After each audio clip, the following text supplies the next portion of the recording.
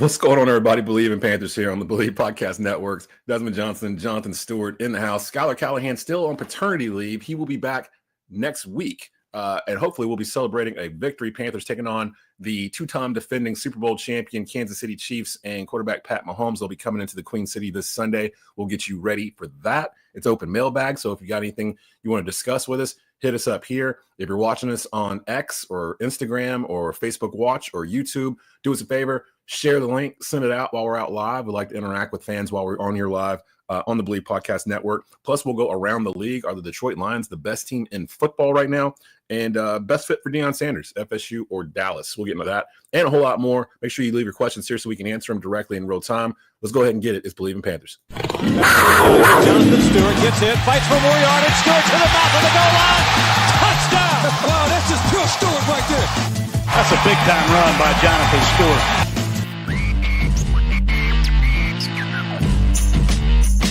Welcome to Bleav in Carolina Panthers here on Bleav Podcast Networks. Do you believe? Rate and subscribe the show on all major podcast platforms and subscribe to our social media channels on Instagram, Twitter, and YouTube. Video available weekly at youtube.com/@Tobacco Road Sports Radio. Do you believe?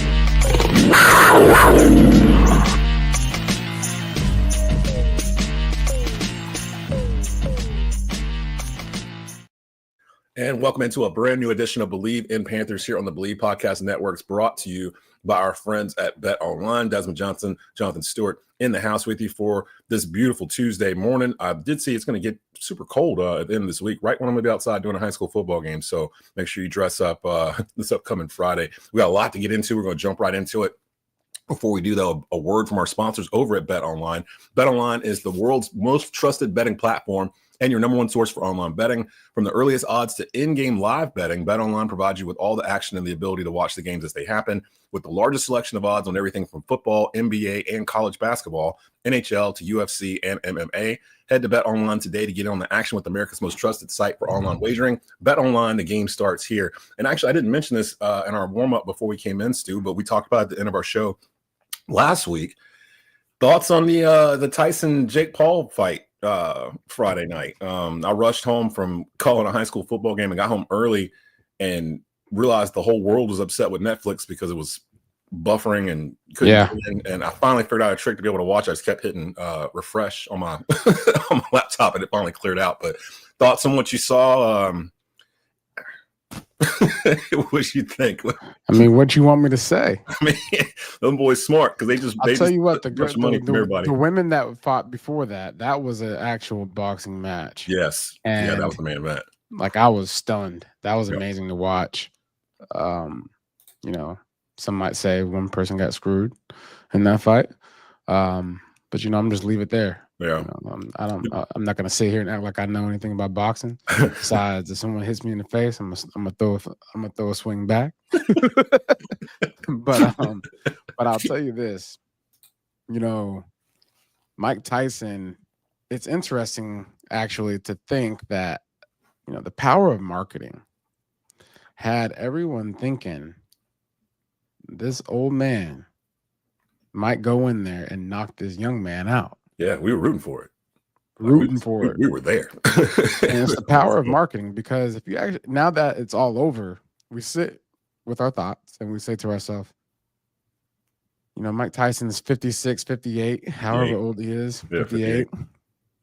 And there's no way in heck that he was supposed to win that fight.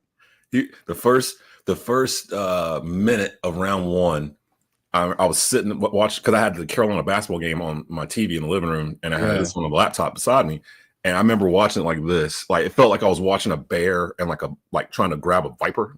yeah, that's a good analogy. I was like, "Oh, Mike, don't kill him, because like it looked like he was trying. Like, he still got it now. He still got it. He hit him one. He got him once in the face. He got him one good time in the face.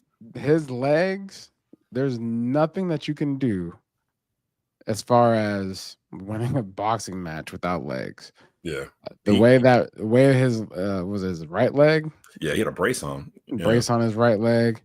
And if you think about it, what Mike Tyson's really known for is, that hook and then that uppercut, or that hook and then another hook. But you got to have extension within your legs to really deliver that blow. And he could not extend. He couldn't get any of that. It was just watching a turtle, a ninja turtle, boxing the whole time. But shout out to one of the greatest boxers of all time, and Mike Tyson, for even being able to get in that ring. Yeah. To be 58 years old, to get into condition the way he did, to have the mentality to go out there and do something that no one has ever done. 58-year-old man going in there boxing in front of 60 million viewers. Yeah, that was nuts. I saw somebody streamed the video from the board up at the top of Cowboy Stadium or whatever. They streamed it live on IG Live, and it had like 6 million views. It's a legal stream at 6 million views. Shout out to Mike Tyson. And you know what? I gained some respect for Jake Paul during this because, people don't like Jake Paul. They don't like Logan Paul. I was calling him Logan Paul in the episode last week, and I realized that when I went back to go clip it. But both of them, the Paul brothers, they have a lot of fans. They have a lot of following online, but a lot of people don't like them for various reasons. And I gained some respect for him because, to be honest, Jake Paul could have knocked Mike Tyson out. Like he could have knocked him out. He definitely took it easy on him because he definitely saw him like, all right, let me just jab, and that like they're like almost kind of like looking at each other like, hey, what you want to do? You want me to knock you out? Go. You want me to go? And then it was to the very, very end where Jake Paul stops, like at the end of round 8 or whatever, and just stopped. He put his hands down and kind of just like, I thought he was taunting him at first. Like he kind of put his chin out, then he kind of like bowed to him. I was like, is he gonna let Mike just square off and hit him in the face? It's like, hey man, hit me, get one good one at least. And Mike just go. I got a question for you. Are we okay with fixed fights? That's a good question because that was a fixed fight. I don't care what like it was fixed. It was like, I think somebody came out and said that that Mike Tyson admitted that they already had like rules determined where they weren't going to go hard at each other or whatever. Like it was just going to be theater pretty much, and they pretty much just kind of played us. They kind of just played all of us like $30 million. I don't know if we were played because think about it. After the fight was done, we had to sit with our thoughts and said to ourselves, there's no way that he was going to win this fight. Yeah. And so we were actually at one point in the fight, I was watching it and I was hoping that Mike would not get hurt. Yes. I was hoping that there would be something that would come and help this man walk out of the ring. Because that would be devastating. About 4th round. Yeah. I was like, okay. Because he's not going to regain stamina. It's not Mike Tyson's punch out. He ain't going. The power bar ain't going to go back up. And I think it just goes to show you where we are in this society. Like we just want to be entertained. Yeah. It's all it's what it is from the get go, right? It's entertainment. For the folks that bet on this fight, foolish of you to bet on this fight and come away empty-handed. But I think boxing and sports, all of it is all about the thrill, like the thought of something happening, the hope of something happening. That's why you root for your favorite teams. That's why we are the Carolina Panthers, and we've been believing for the last 7 years that this team would be able to come through. And that's what, being a sports fan, that's what's so special about it, is because, you have allegiance to, and a loyalty to something that, you're a part of in the sense of a community, right? It's a large, band, I guess, a large band that basically just, gets together every weekend and says, hey, this is the reason why our team's going to win. And I don't care what anyone says. It's crazy too. I like how you did that. Do you believe that parlay into the Bleav? We're going to talk about Deion in just a bit. One thing I didn't notice, and I guess he did always do it, I didn't realize how much Tyson bites his gloves. Like he was, I guess he does. It was one of those childhood memories. Like I guess I just forgotten about it. But then while I was watching it the whole night, I'm like, didn't he do that all the time? I can't remember for sure. And then he said it at the end of the match. Like I guess he did do it all the time, but this was like more pronounced. Like almost like he was doing it so he wouldn't swing. I'll tell you who I don't want to hear commentating anymore. Who's that? Roy. Oh, bro, Roy Jones. Roy like, Jones. Look, we get it, dog. It's his leg. We Yeah. get it, dog. He biting his mouth, like he biting his hand. Like, move on, bro. You know who would have been give us some boxing, like, commentating. It would have been perfect. They should have got Snoop instead. Have you ever Snoop that would have been commentary? perfect. That would have been perfect. Snoop is awesome. Hey, that would have taken all the level. Hey, duck, cuz. Drop a glove. Hey, put them gloves up, cuz. Protect yourself. Oh man, shout out to Snoop and Dr. Dre. I've been bumping the new single. Snoop's album's about to come out in December. That's totally produced by Dr. Dre. And it's one of the first things on my Christmas list. The song's called Gorgeous. You can find it on YouTube. It's vintage Dr. Dre. Snoop sounds incredible on it. Janae Echo's on the hook. It's a great song. Go check it out. Let's get into Panthers. Before we get into the Panthers, let's talk about a Carolina native then, because J. Cole, the Come Up mixtape Volume 1 is now on your platforms. Oh, he dropped a new mixtape. No, it was his old. The old one. Yeah. Oh, it wasn't on there. Yeah. I might. So go check out Jermaine. I might pop that on later on today when I'm doing some work in the studio. Shout out to Jermaine. He's part owner of the Hornets. J. Cole runs around with no security. Like, he literally rides his bike around wherever he's living right now. As one should, man. Man, live his life. Live his life. You don't need to deal with all this nonsense that's out here in this world right now. Panthers, Chiefs was talking about right before we came on. The Chiefs open up as a 11-point favorite against the Panthers, which is it is the Kansas City Chiefs, but you usually don't get double-digit lines in the NFL, regardless of who it is, unless it's the Lions versus somebody right now. Apparently, the Lions out here still scoring touchdowns on Jacksonville. So they got us. Well, they had us in a half-point favorite start the week. It moved to 11 now. Do you think it's because the Chiefs lost? I listened to that Chiefs-Bills game on Sirius XM all day on Sunday, and it felt like the Chiefs' luck had just finally ran out. Like, I know they were undefeated, but they didn't feel like an undefeated team. They felt kind of like a lucky team. And you mentioned at the end of the episode last week where they were winning games at the very end and last minute kicks and stuff like that. I'm just trying to. I think Stu is freezing up on me here.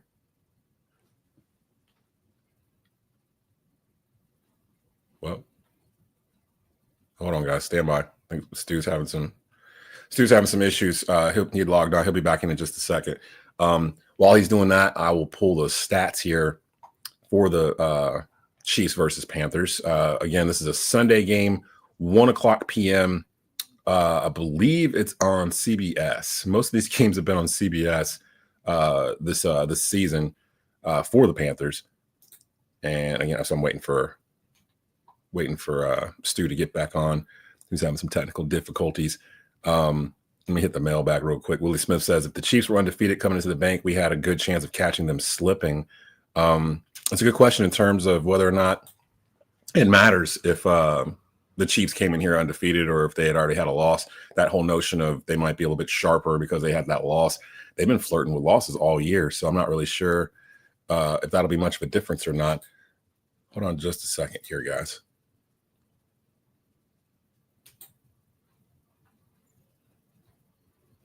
Sorry for the technical difficulties. Bear with me just a second.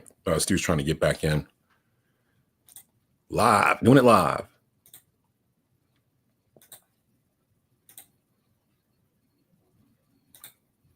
Deion says he's taking the Chiefs plus 11, and that Mike just didn't look right on a Friday night.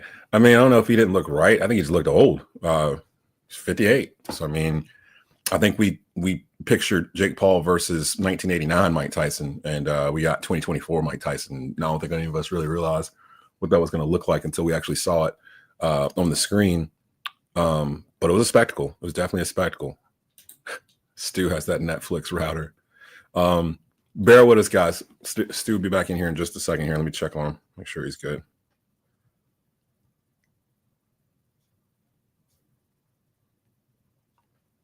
May have had to restart his computer here. Meanwhile, you can actually participate in the pod while we're waiting on Stu to get back on, whether it's on X. Follow us on all our social media platforms. On X, you can follow us at Bleav and Panthers. On Instagram, it's Bleav and Carolina Panthers. On Facebook, you can watch this on the Tobacco Road Sports Radio Facebook channel. just go to Tobacco Road Sports Radio's Facebook channel there, or the YouTube channel. You can go there and actually watch it and comment in the comment section, and your comments will pop up here on the bottom of the screen. And I think, okay, I thought he was frozen for a second again. Back in the house, Jonathan Stewart. People on here talking about you got that Netflix router over at your house. Nah, man, I'm over here at this office building. They got the bad internet. So we were just getting into it. Panthers and Chiefs this Sunday. I'm gonna double check the channel because every week I've said the Panthers are on a certain channel and they're on the other channel. So I'm gonna check that while Stu gives us his initial thoughts. Do you think it matters? Somebody mentioned it in the comments here that we would have had a better shot of beating the Chiefs if they came in undefeated. Do you think it matters that they lost to the Bills on Sunday and now they're coming in? Do you think there'll be a different mentality, or do you think it doesn't really matter in terms of what happened the week prior? Oh, it definitely matters. Okay. You're talking about a team that has competitors, like the ultimate competitors, right? Patrick Mahomes is special because he has that built into his DNA. Losing a game to a guy like that, and if he's your team leader, locker room guy that people follow, what's being preached this week is, hey, we've been stale on offense, and that starts with me, right? Starting games off, throwing interceptions, not igniting, games the way you have been in the past. You can say one has just gotten real complacent. I think the sense of urgency is something that we're going to feel this weekend when we play the Kansas City Chiefs. So you have to be prepared especially on defense. You have to be prepared for the Chiefs to make a statement. And especially it being an away game, you're going to have this very militant mindset, right? You're going to go into this week and you're going to, continue to do the things that you've been doing, but now your focus and intentionality on rehab, film study, practice, jugs machine, your nutrition, all those types of things enhance when you are a team like the Kansas City Chiefs. I mean, let's not get it twisted now. They're 9-1. They've only lost one game. November and whatnot. So you do have to put some respect on their name, because they're the Kansas City Chiefs, and we can say that, yeah, the point differential, right? They haven't been scoring as much. They're the Kansas City Chiefs, and when you play, if you're any team in the NFL and you're playing the Kansas City Chiefs, you're going to give them your best game. They've been getting everyone's best. They're their Super Bowl. Everybody's Super Bowl when the Chiefs come in. Exactly. So when you show up to the playground and, there's a guy that's been hogging the court all day because he ain't lost yet, you're going to give him your best shot. That's great. That is a great analogy. You better come up. You better come with it, or else you're going to get, beat to smithereens. They're going to get healthy too. They're getting healthy. Yeah. Pacheco's going to be back. They had some dudes that were injured at the wide receiver room coming back, and they've been able to hold on. We went through their stuff last week in terms of the games they almost lost, and this one the Bills were pretty much in control of it most of the game. Are the Bills the best team in the AFC? Are the Bills the best team in the AFC? Yes, because right now it's them and somehow not somehow. Steelers I'm not gonna say that. I was just about to say the Pittsburgh Steelers. I'm rocking with Mike Tomlin. They won without until the wheels fall off. I think the team in the AFC is definitely the Pittsburgh Steelers. The defense has just been so consistent. I mean, throughout the years, they've been relevant because Mike Tomlin believes in defense. And now you got Russell Wilson in there acting like he playing for the Seattle Seahawks when the Legion of Boom was booming. I hated that one. I hated that version. Remember what I said? Remember we said this. We said this early on. The reason why this is a good fit is because all it is just a replica of the Seattle Seahawks for Russell Wilson. Nailed it. Yep. Having a good defense, and Russell can just go out there and be Russell. You got Najee Harris behind him to run. I mean, and then I saw at the end of that game to kind of ice it, they put Justin Fields in to run like a quarterback bootleg kind of to get a first down, which he got, and that iced the game. So he's using both quarterbacks effectively. the formula they're using, that works in January. Like, Yeah. it always has. Like, it always will. Mhm. Like, what they are doing works in January. It's the teams that I see, like Baltimore, that get away from what they do, because that's what happened to Baltimore this past Sunday. Yeah, this past Sunday, they should have ran Derrick Henry like he was the leading rusher in the NFL. Yeah, like the legend he is. And they forgot about him again. It's like, I don't understand when Like, he teams had a forget. fumble.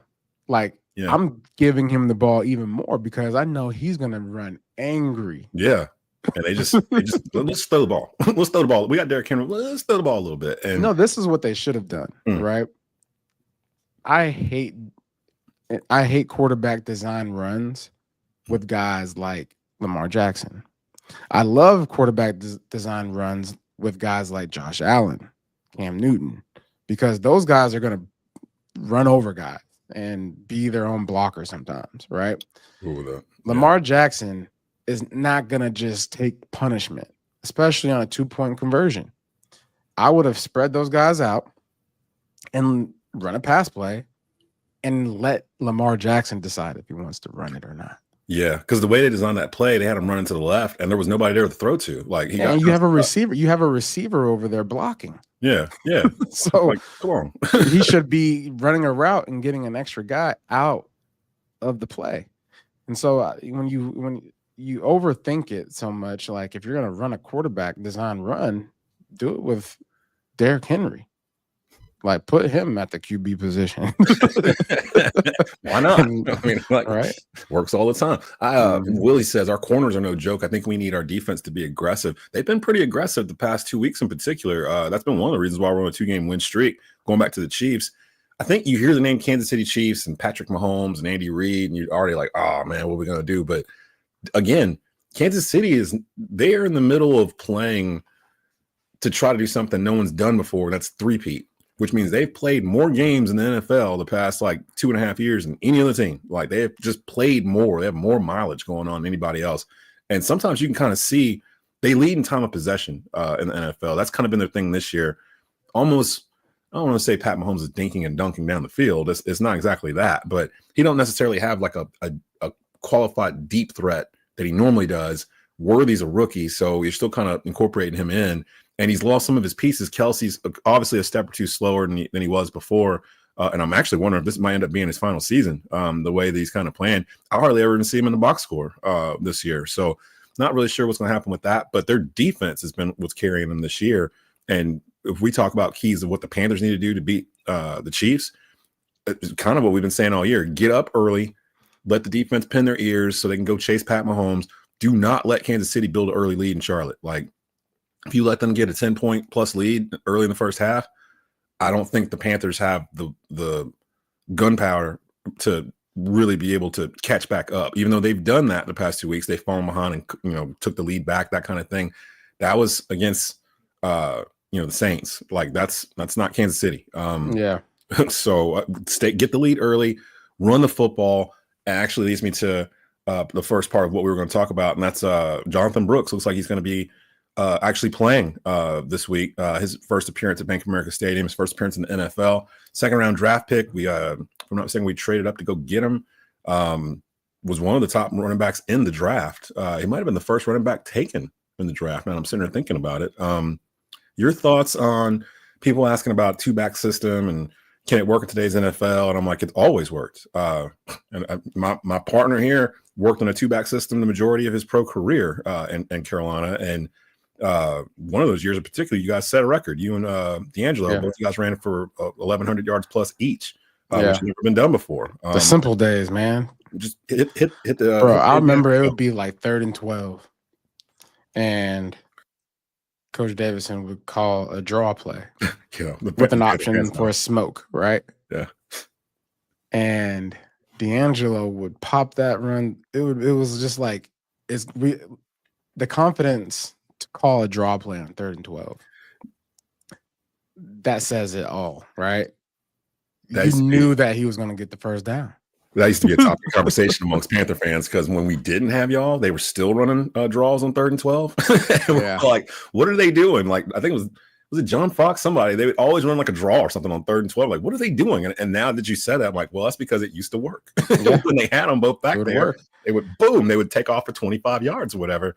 it's something different, man. When you've got a football team that can dominate the run game, like the way we used to do it when it was like you and D'Angelo or you and Christian McCaffrey, like to be able to, because when you're doing the run game, it's not so finesse. You're literally moving bodies, like you're literally picking a man up against his grown men and saying, "Hey, look, today's not your day. Yeah, get out of that hole. Move out the way so we can move the chains." And the offensive linemen love it. Like I would offensive linemen. Oh yeah, when you got a guy like Robert Hunt, first of all, the Germany experience was amazing. But looking at the videos of the celebration when Eddie made that field goal and watching Robert Hunt running down the field, catching up to Eddie as he's running for his life, apparently, because he kicked the game-winning field goal. But no, that's not typical to have that type of specimen on your football team. Yeah. Let alone at the offensive guard position. That is a straight up athlete. Okay, Robert Hunt is an offensive lineman. He's an offensive guard, but he is a straight athlete. And he's playing and his energy. I mean, I can talk all day about just my minor, interactions with him. It's just so infectious. And when you meet a guy like that, you just are excited for that to be in the locker room. When you're running the ball the way they've been running the ball, we haven't gotten into the keys of the game yet, but you can guess what one of the keys are going to be, right? Run the rock. But more importantly, you play to the strengths, and the strength is your offensive line. And it's good to say that now. Like we have an offensive line that knows that can compete, that knows, what the job is. The job description is to protect the quarterback and to move the chains. And they've been doing that very well. And so that's something that we can lean on for sure. It's crazy. The offensive line went from being our worst unit to our best unit in the offseason. Shout out to Dan Morgan, because I know at the beginning of this year, there was a lot of Panther faithful. They were kind of questioning the draft picks and some of the offseason signings and stuff that they did in free agency. People they picked up like Mike Jackson, Dane Jackson that they got from Buffalo.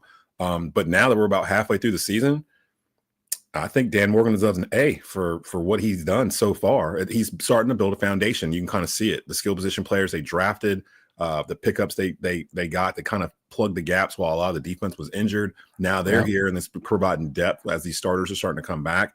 Jadeveon Clowney's starting to play well. Josie Jewell is playing fantastic the past couple of weeks. They're causing turnovers, which they weren't doing in the first half of the season.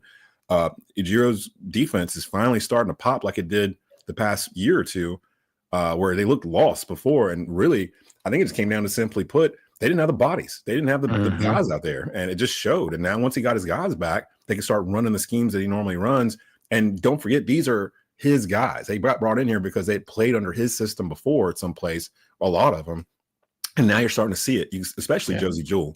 It seems like he just kind of knows where to be. Yeah, Jewell had a really good game in Germany against the Giants. I loved his downhill attack angles when it was in the run game. It's one thing to say stop the run, but when you have a linebacker that knows how to stop the run, whenever you watch Luke Kuechly highlights, he's making tackles going downhill, not going sideline to sideline. I see the play, I see the ball, I see the carrier, I know where he's going to end up, and I'm going to meet him there. And we're going to have lunch, and we're going to talk about some things, and I'm going to throw his face into the dirt. Yeah. So that's exactly how I saw Josie Jewell play last week. Just the attack angles have just, were amazing. And then, having Wanham back, like his first game back was against the New York Giants. And I think his presence is definitely felt at that defensive line front. And just being able to have Ashawn Robinson, the way he played, I mean, it's just all of it's starting to click, right? Yep. And it goes back to what you were saying earlier. When you have these injuries on defense and you're so excited about, going into the season with these new bodies and the old, the guys like, Derek Brown, you lose him, that takes a wind out of your sail. It takes a wind out of anyone's sail. And so now that we're getting these bodies back and guys are getting fresh, we can make a push. Because again, like I said, we was mathematically in it. Now we're actually being listed as in the hunt. On the graphic, like, look at us. Look at us. Like, and that's a good feeling to have, right? You talk about building a foundation, right? When you're laying concrete, it starts off wet. And you have to have the right formula ingredients for the pour to take form. And it has to be the right temperature outside for it to actually form into concrete. So there's a lot of things that go into laying down foundation is what I'm saying. Yeah. And sometimes it takes time, a little bit more time than usual, depending on what ingredients and the amount of, water and, the stuff that you make concrete with. But the timing is also about the temperature. And I feel like the temperature for the Carolina Panthers is rising. So they feel like they figured stuff out, and you can kind of feel the confidence building in the building. Before we get out of Germany, though, I'm glad you brought it up. Dixon actually mentions here in the comments. Speaking of Germany, Cam should have been there with y'all. At least got an invitation. And Cam Newton on his 4th and 1 show. And shout out to him being on First Take on Fridays now too, because he's made it more enjoyable. Him joining that cast. Been doing a great job. Yeah, I love what Stephen A is doing in terms of building like a week-long panel of different personalities that he brings in and out. And add Cam has been a nice touch. But I have noticed this is not the first time this has come up where someone has mentioned that he's not really in any pictures or anything at Bank of America Stadium. This is the first time Cam has really mentioned it, and he mentioned it on a show last week after we were done. But I've always been under the impression that he didn't have his stuff up in the stadium because he's not officially retired. I've always heard that was the reason why. And if I'm not mistaken, the same thing happened to Smitty. Like when he left here, he wasn't really up in pictures and stuff either until he officially retired. And then he was welcomed back in by the brass. I don't think there's anything underlying between him and David Tepper or anything like that. In fact, I've always been working under the assumption that when he did come back in 2021, that wasn't a Matt Rule decision. Matt Rule didn't want him on the team. He cut him in the first place. That was David Tepper asking him to come back and signed him. The picture that went all around social media, whatever, when he got signed, it wasn't a picture of him sitting at a table with Matt Rule or whatever. It was a picture of him and David Tepper in the driveway, like doing like this. Like, so I've always thought they've had a good relationship, and I never understood why they haven't really embraced him. But I have to assume Cam is one of the top, 3 players of all time of this franchise. Like, I mean, easily. So what do you think? Do you think that's all it is? It's just simply a matter of he just needs to officially retire, or? Yeah, I just think it's I mean, I don't know the situation completely, but I know from my own experience, me retiring and reaching out to the Panthers and making myself available, makes that type of thing easier for transition. And just for myself, like I retired and reached out and like, hey, I'm gonna retire, and then they reached out back and said, hey, you want to retire a Panther? And I was like, oh wow, I never really thought of that, but that was an awesome opportunity for myself to close a chapter.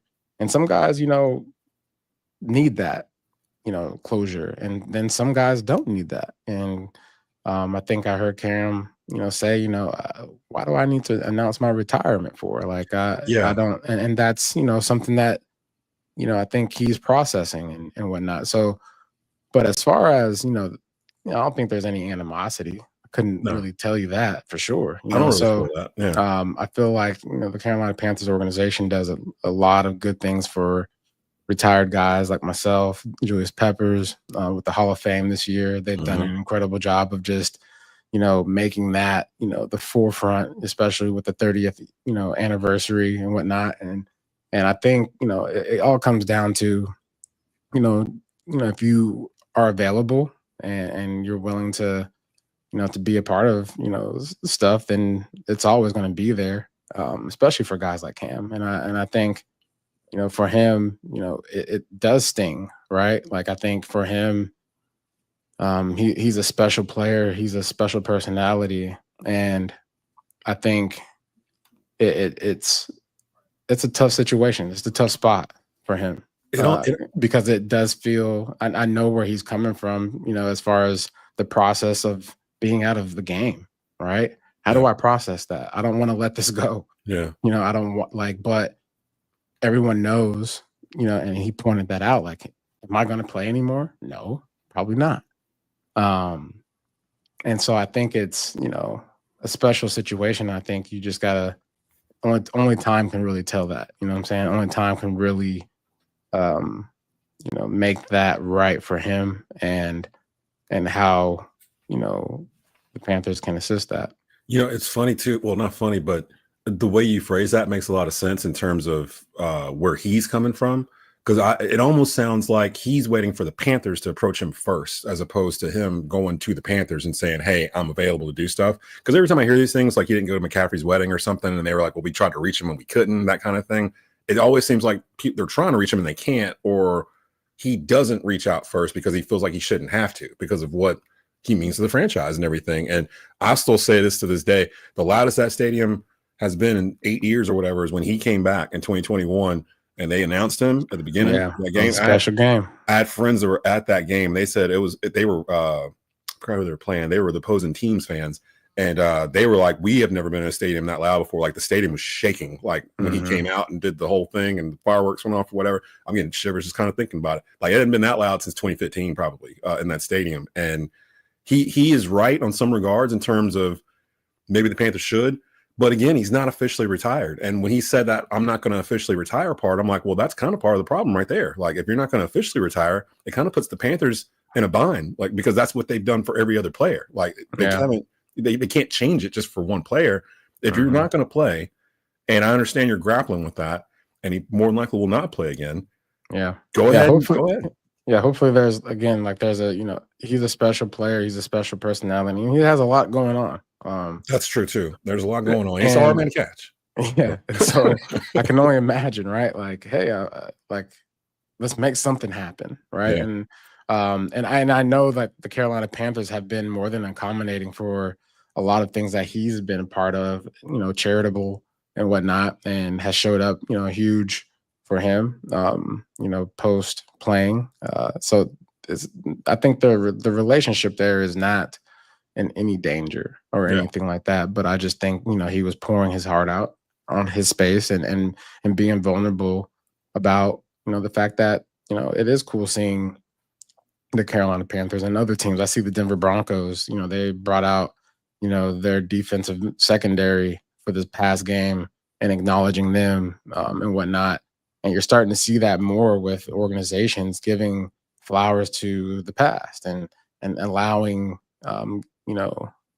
veteran guys that have meant a lot to an organization to be a part of, moments like being in Germany and the 30th anniversary. Like this year, they had all the veterans come to a game. It was the Cincinnati Bengals game, and be able to take the field. John Beeson beating the drum, it's a lot of cool nostalgia that's taking place. And when you are a part of that nostalgia, it leaves room for, this wound that you might have about your playing days and this emptiness that you might feel that comes over you unexpectedly. And, that's the reason why podcasting is so huge these days for guys like myself, is because it allows you to be able to take a moment to express yourself and to be able to have a narrative being, out there as far as what it feels like for that individual.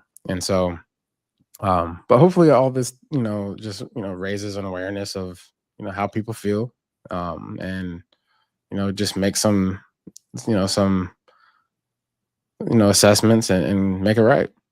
It's crazy too, because you mentioned that the Panthers are very, very good, especially since Tepper bought the team. They've been very good with bringing back vets and having them incorporated all throughout the franchise. Just this past weekend, I saw Thomas Davis on, I guess it's Panthers huddle or whatever, is the look. Yeah, he does the chalk talk stuff Yeah. and breaking down film. Like they have me doing stuff on the podcast and Yeah. and Doing they've been the opening crew. up a lot of lanes for guys to be around the building. And so super appreciative of that. Yeah. Delhome's on the radio. Luke's on the radio. Smitty's done stuff for him radio wise. Yeah. I mean, it's a lot of good things that are happening. And that's the thing too, because I remember the animosity from Smitty when he left, and the way he got kind of sent on his way. That was during the Gettleman era, and he did not have kind words to say for Dave Gettleman, or really more Dave Gettleman when he left. So it didn't look like he was going to be able to come back anytime soon. But literally, as soon as he officially retired, the Teppers made that right. They made that right. So I really feel like they will with Cam too. That piece, yeah. The hand is always going to be there, as far as extension, and I truly know that because I experienced that. So. Deion says the definition of retirement is being out of contract for a full year, correct? So technically Cam is retired. I Bleav that is true, but I think it's still, you have to yourself kind of officially announce it, because you can be retired and still come back, that kind of thing. So that might be why it is. Ms. Rain says, why does a player have to officially retire in order to get their flowers? Why can't the NFL not recognize a player until they retire, but the actual organization could still give him his flowers? It's really just up to the organization, I guess. I love Cam, but saying that he is a special player is part of the problem. He was a special player. Until we accept he's done, I totally get the Panthers being hesitant. His time will come. I agree with that to a degree. But again, you're talking about one of the top two Panthers of all time. The only MVP in team history, league MVP. Greatest Panther season ever. You know what I'm saying? Like he's on the Mount Rushmore of Carolina Panthers. So like, I think it's just a matter of time before they get that figured out. But I wanted to ask you, because you played with him, you know him, you're his friend. So I'm curious. I was curious on your thoughts on that. And I know you were one of the ones that was in the contingent that went to Germany, where the Panthers won in overtime 2 weeks ago, 20-17 over the New York Football Giants. I saw that Daniel Jones has been benched. Have you noticed every time we beat a team this year, somebody getting fired? Yeah, carnage falls right after. Coach gets fired. Somebody gets benched. Something happens. Yeah, keep on ruining people's careers, Panthers. Let's bench Pat Mahomes. Let's get him benched. That ain't gonna happen. So Chiefs, Panthers, we have it might have gone up since we came on the air, but we were 11-point underdogs going into this game. Let's before we do our keys of the game for that, though, I did want to go around the league real quick. The Detroit Lions, we talked about who's the best team in the AFC. Are the Detroit Lions the best team in football? Like I read their chart for possession, like what they did on Sunday. They did not punt.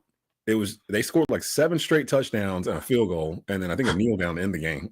Yeah. So this is the question I wanted to ask you, because right now Detroit is rolling. They're the hottest team in football. They're scoring at will. Their defense is playing great. They don't even have their best defensive player. Aiden Hutchinson got hurt weeks ago, and they just keep on going. They're in one of those phases that I felt like the 2015 Panthers got into, where like everything feels like it's clicking for them. What is that feeling like as a player when you're on a team like that?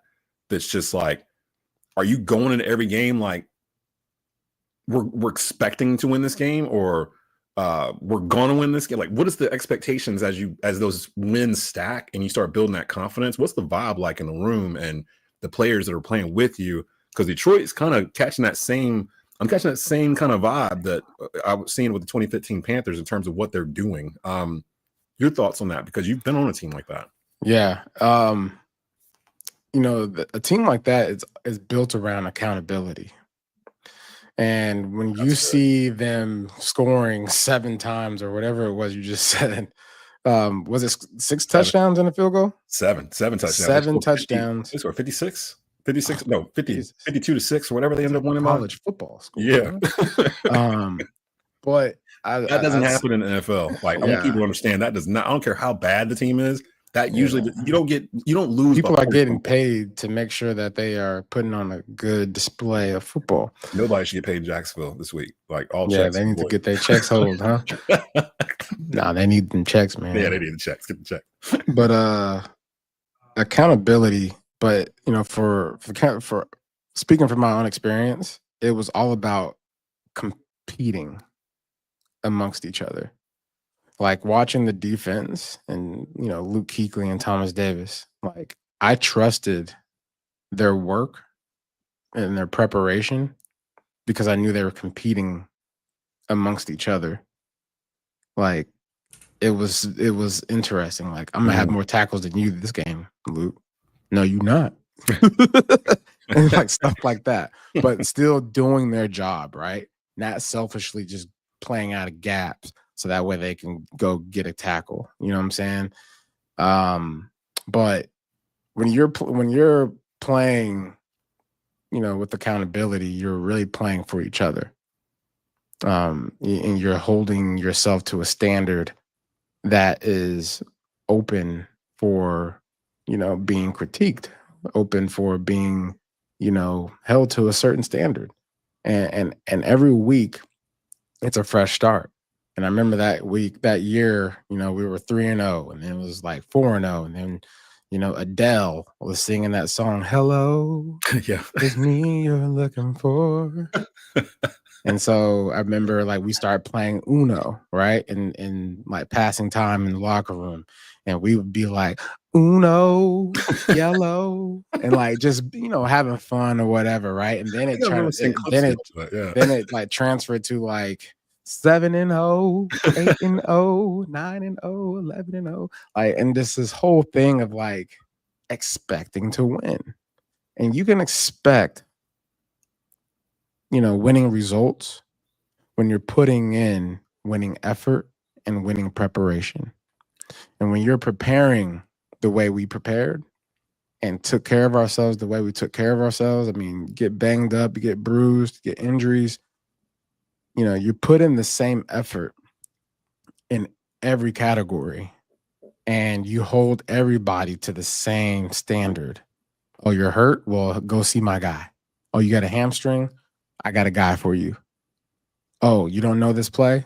Oh, let's stay after practice. Let's stay after meetings and let's like watch film. Like doing the extra things. It was really a special 2 years to be exact, in my opinion, because the year we went 7-8-1, the end of that season, you can really start seeing guys that really bought in to that run that we had going into the end of the season, making the playoffs. You can see this belief, and then we added guys in the free agency, and those guys validated what we had in the locker room. Guys like Peanut Tillman, Jared Allen, and vets. Like man, I've never been around a group of guys that like really just treat each other like brothers. Yeah. And that's what you see with the Detroit Lions. And that's Dan Campbell's, culture. Be aggressive. And the aggressiveness isn't an ego thing. It's being aggressive because I believe in you guys. I'm going to go for it on 4th and 1, like, because I believe in y'all. So we did do that, make it happen. Yeah, that's a great point, because we were doing that kind of stuff too. Rivera really believed in y'all. He believed in us, and if it didn't work out, it doesn't mean that he won't believe in us again.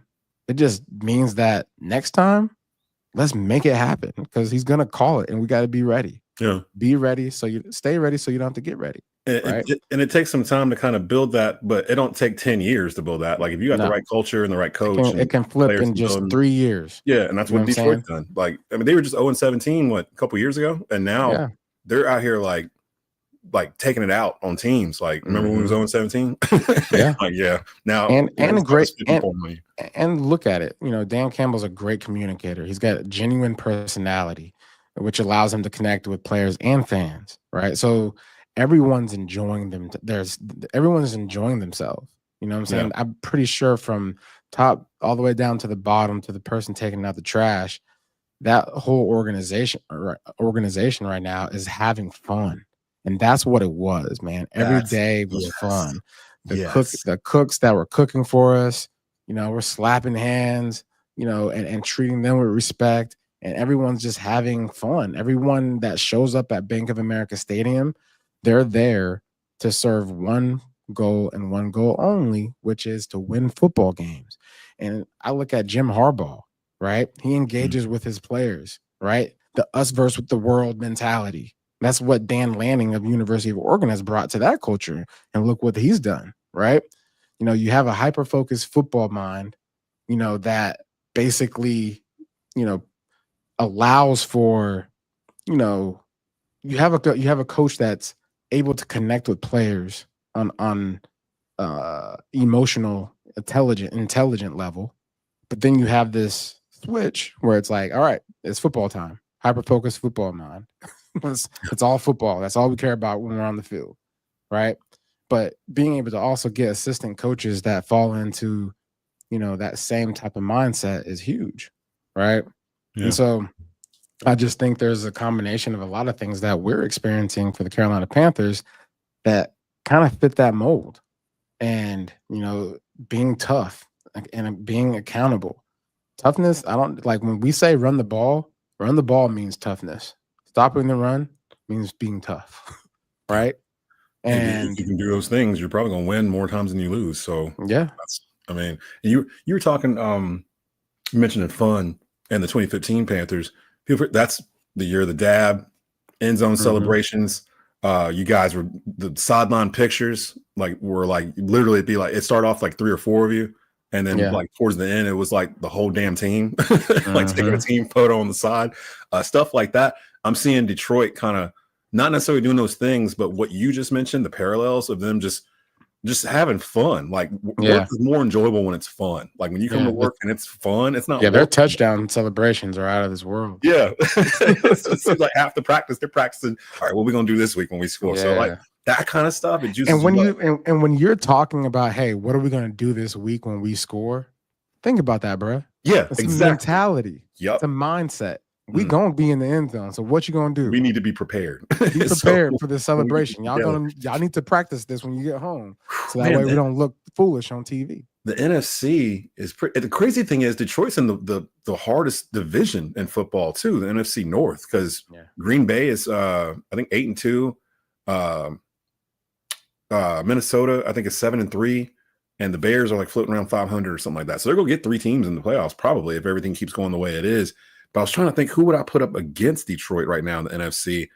Is it the Eagles? Nobody, baby. I don't know. I don't think there is really. Like, I'm looking through because Atlanta, I know they were leading the NFC South, but we all knew what that was. They're 6-4. I think if Philly continues to Saquon do what they need to be doing with Saquon Barkley, they got a shot.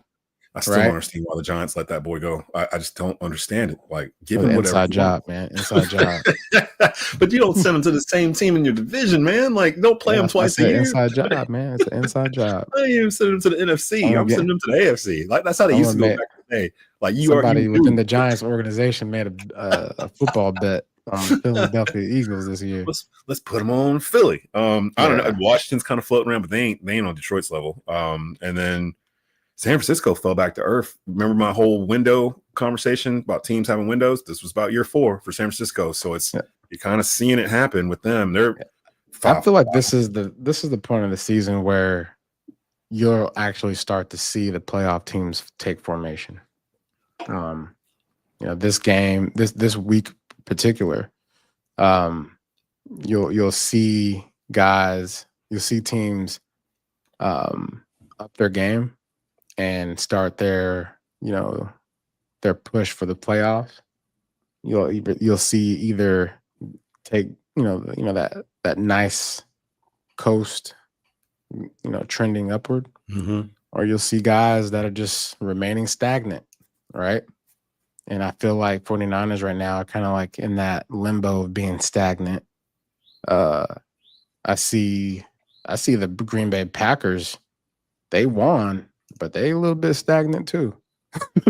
Yeah, but see, that's the thing. Nobody's really pulling away except for Detroit. Detroit stands out, but everybody else is kind of what you hope right now, though, for Detroit's sake, is that they're not peaking. Right. Yeah. Because right now, if you got some games left. You got 7 games left, and if you're peaking right now, that's a bad sign.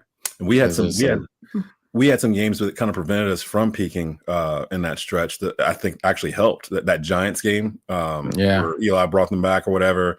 That was the Odell Beckham Jr. Josh Norman yeah. situation, and that was Cam having to drop him down to, I think, kick a field goal to win it in the end. That I think that was the moment when I was like, okay, something's up with this team. Like they Bleav in what they're doing, and Do you Bleav? They kind of carried it on all the way to the Super Bowl. And we'll see what Detroit does. Detroit's never been to a Super Bowl in franchise history. I Bleav the last time they won an NFL championship was like back in the 40s or 30s or something like that. So we'll see what they can do. And for all the Panther fans out there watching that happen, keep in mind, just 2 years ago, we beat the brakes off the Detroit Lions here in Charlotte on a very cold December Sunday with Steve Wilkes at the helm as an interim head coach. A lot of these players are on that Detroit team right now. So, like, it takes some time, but it don't take a whole lot of time to get it built and going. And I will put Dave Canales in that same category as a Dan Campbell or an Andy Reid in terms of player friendly. Like, he seems like the players want to play for him and they Bleav in what he's teaching them and what he's telling them. And that goes a long way too. And I think his stuff is starting to really kind of permeate the roster. Like, they're starting to see results. When you start seeing results after you're doing something over and over and it's not happening, and then you start seeing, oh, this is working. We do this right. We do this the way Coach Canales told us to do it. We can make this work. And they're doing it with rookies and second-year guys and without their leaders, without Shaq Thompson, without Derek Brown, like without dudes that would normally be there. And in your head, I would have to think you're starting to think, man, what if we had DB? Man, what if we had Shaq right now? Like, where would we be right now? So, like, let's keep plugging this and see what we can do. I think about that all the time when we played in the Super Bowl. Like, where would we be right now if we had Steve Smith? Jeez. Yeah. So, I mean, like, that's it. I was going to not to discredit our squad. No. I Bleav our squad was second to none. You know, that year. Didn't Kelvin Benjamin get hurt at the beginning of that year? Yeah. So he wasn't even out there the whole year. Yeah, because that was the thing. Everyone's thinking, oh man, they're about to get KB back like next year. Like, this team just went 15-1. So I was gonna bring up Deion, but we got time to do that next week because we got to get out of here. Deion is absolutely not. I think the best situation for him would be to go to the league. Really? Yeah. Cowboys? Whomever, I would go to the Cowboys. It'd be a pressured situation. I wouldn't want to go there and be, expected to win a Super Bowl the first year, because that's exactly what they're gonna. That's exactly what they're gonna expect out of them. Yeah, you imagine the hype in Dallas if Deion Sanders became the head coach and somehow they stumbled into getting, I don't know, Travis Hunter in the draft. Yeah, like, I mean, because he can talk to Jerry. Jerry respects him, and my only thing is, Deion's always talked about he got into coaching for the kids, like to make these kids' lives better. If he goes and coaches in the pros, he's dealing with grown men now, and like FSU is out there. I've never seen a team do this before, ever. I've never seen a college football team go undefeated, just barely missed the playoffs, and had a good argument as to why they should have been in the playoffs. Yeah. And go to one win like the next year. Like, literally, they have bottomed out like completely. And I think that head coaching position is going to be open next year. FSU has the money to have the facilities and go in the portal, NIL, all that stuff. Don't forget, Florida State was just still are in the middle of a legal battle with the ACC to try to get out of the grant of rights so they can maybe go to the SEC or go to the Big Ten or whatever they want to end up doing, even though both those leagues have said, we're not really interested in having you. We already have teams in Florida. We already have that footprint. FSU thinks they're a bigger brand. I think it's comical that the year they decided to do this and pull this on the ACC is the year that the rug got pulled out from underneath them in the actual field of play in college football, where they are not the powerhouse FSU that they've been trying to sell in terms of we deserve to get more money than what we're getting currently in the ACC. Yeah, so if I'm him, I'm going to the league, period. But not necessarily Dallas? Not necessarily Dallas. I would steer away from the league or from Dallas. But if he's going to stay in college, don't go to FSU. Stay where you at in Colorado. See, I don't know if Colorado's got the money.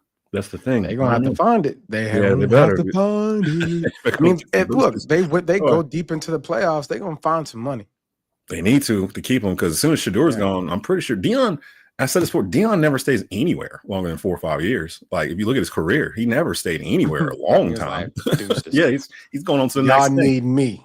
I don't need you. Even NFL Network, like he just doesn't stay anywhere for a long time. So I don't expect him in Colorado longer than 4 years. And this is year 2. I like Deion to the Raiders.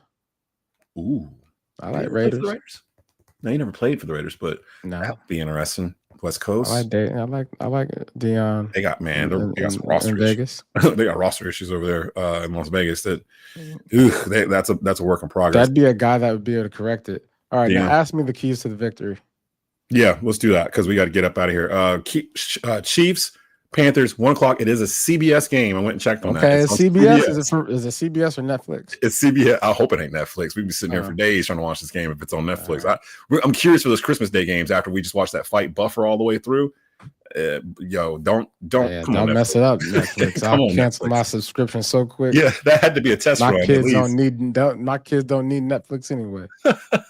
Give me your keys to the game to beat the Kansas City Chiefs on Sunday. 1:00 kickoff, thankfully, on CBS at Bank of America Stadium. I'm assuming you might be in the building for this. I'll be there. What's your thoughts here? What you think? What do the Panthers need to do to continue this 2-game win streak and make it a 3-game win streak against the Chiefs? All right. So now look. The Chiefs have given up only 853 yards rushing this year so far. In comparison, bro, the Panthers have given up 1,600 yards rushing. Now, we understand we've been playing, down, and teams have been, winning in a lot of the games that we've been playing. So naturally, you're going to get a lot of heavy run towards the end of the game. The Chiefs are top 3 in stopping the run. So don't let that be a fear that deters you from being committed to the run. You have to commit to the run early and often. Cuba needs at least 23 carries. And I say 23 because it just rings a bell. I like Michael Jordan, LeBron James. But 20 plus carries is a commitment to the run game. You have Jonathan Brooks. Introduce him into this game nicely. Don't force it. This reminds me of Jamal Charles a little bit. Jamal Charles came out in the same year that I came out in the draft. And his first year, I think he might have had 70 carries throughout the whole year. And obviously the year after that, it went way up because they realized how special he was. 350 or whatever ended up being. Yeah, but but just, find some wrinkles, find some opportunities for him to run and get, introduced to the National Football League. I'm pretty sure they'll utilize him a little bit like how they used Miles Sanders. But I would like to see a little bit more commitment out of that even, especially in a game like this. The Kansas City Chiefs want Patrick Mahomes to be on the field. And again, he's having a down year, but he's still he's still Patrick Mahomes. Yeah. They got DeAndre Hopkins, who's, a great receiver. So we don't want to get lulled to sleep thinking that he's not Patrick Mahomes. He's still him, okay? And we got to make sure we run the ball diligently. Robert Hunt, Damian Lewis, those are my guys. I'm running behind those guys. They got a shout out. I love the mid-zone toss action that we've been able to get on defenses lately. Being able to get the defensive, linebackers there moving sideline to sideline and finding the lane for Chuba to run through. I think that's kind of his bread and butter. It'd be interesting to see, how Jonathan Brooks fits in that because he can be a home run threat at any point in time when he touches the ball. That's kind of how he was, in college. It reminds me of something of the likes of D'Angelo Williams. Right? But a guy that can, if you give him just a little bit of space, he's gone. So, and we need that. And so commit to the run. Don't shy away from it. especially because the Chiefs are really good at stopping the run. If you can go into this game and basically say, I don't care who you are, you're in our house, and we're going to play our style of football, and just stick to that, and let Bryce be Bryce. Don't force him to be doing things that he's not, ready to do, or that you don't have to do. I loved how he played the last game. He was confident, he was decisive, and he took what was there. The run that he had where he just went up the middle. He didn't shake out of the backfield or out of the pocket, going lateral. He went vertical. You know what I'm saying? Yeah. So keep the quarterback standing upright, and depend on that run game so we can get some play action. I think we'll be all right. And Adam Thielen's coming back. So yeah, that's right. Yeah, Thielen's coming back too. So another wide receiver we'll have available that we didn't have before. Bryce Young has been named the starter against the Chiefs in this. I do like how Dave Canales is handling that aspect in terms of not naming a quarterback starter until like the week of the game or Monday of that game. And to me, it's helping it where you're not just handing it back to Bryce Young. You're basically making him earn each start. And I think that was the mentality they probably should have instilled in the first place. And he's getting more confident as he's out there with them. If they can have a good game against this Kansas City defense, sky's the limit in terms of confidence builders. I'm going to go a different direction because I usually say, run the ball, stop the run, yada, yada, yada. I'm going to go to turnovers. Kansas City, Mahomes in particular, has had a turnover in every game this year, but 2. Like, he can be had. He threw an interception, second play of the game on Sunday or whatever. If you get pressure on him, which Ejiro Evero's defense is starting to do. Now they got some guys back. Wanham, DJ, Jewel. They can get Ashawn. They can get in there. If you can get in Pat Mahomes' face, because the interior of the Kansas City line is very strong, might be the best in football. But that left tackle situation, that is a revolving door right now. We know what that feels like. So if we can design some stuff to get some pressure on Pat, get him to start. He's prone to try to make stuff happen no matter what, and usually it works. But sometimes it don't. And this year right now, it's kind of 50-50. Again, Pat Mahomes isn't out here throwing 350 yards and 4 touchdowns every game. It's not like fantasy football. More often than not, and I said this last week, it's not just him. Quarterback stats are down across the league. Like, it's really normal. Defenses are just getting better, bro. Yeah. Like, it'll be like 15 for 26 for 175 yards and a touchdown or something for Jared Goff or whoever. Jared Goff just threw 5 interceptions 2 weeks ago. Like, the quarterbacks are not killing it in terms of the way we were seeing it 3 or 4 years ago, where it was normal to see 300-yard games. It felt like it was normal to see 3 touchdown games. It's kind of come back down to earth. So I don't think the Panthers, the defense in particular, need to go into this game being nervous about playing Kansas City. If anything, it should be an opportunity to show this is what we've been working on. This is what's coming. Give us another draft in the offseason and watch out. Let's see how this plays out. So this could be one of those games where, like you said, we're on the graphic. We're on the playoff graphic. We're in the far right corner, but we're in the playoff graphic.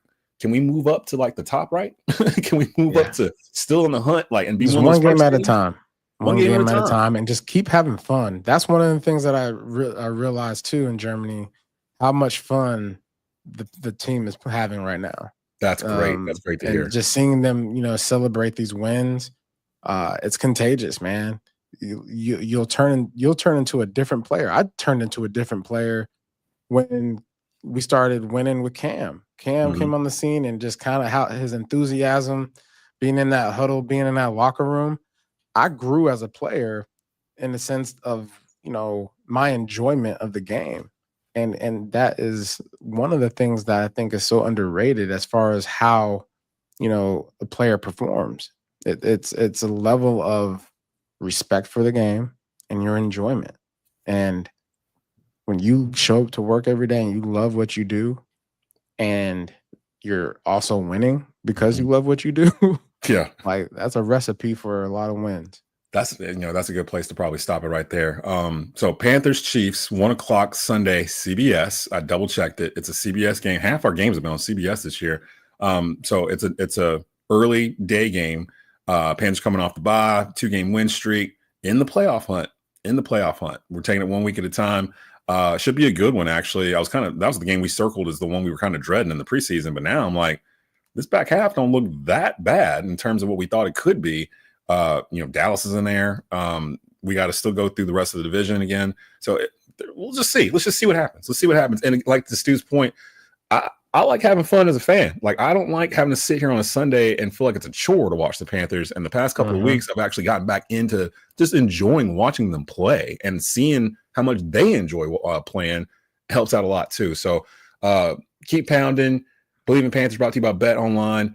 We got to get out of here, but we'll be back next week. I Bleav our boy Skylar, new father, Skylar Callahan, will be in the house back next week. So we'll welcome him back in. Hopefully we'll be having a victory Tuesday after beating the Kansas City Chiefs. So for Jonathan Stewart, I'm Desmond Johnson. You've been watching and listening to the Bleav in Panthers podcast here on Bleav Podcast Networks. Keep pounding, y'all.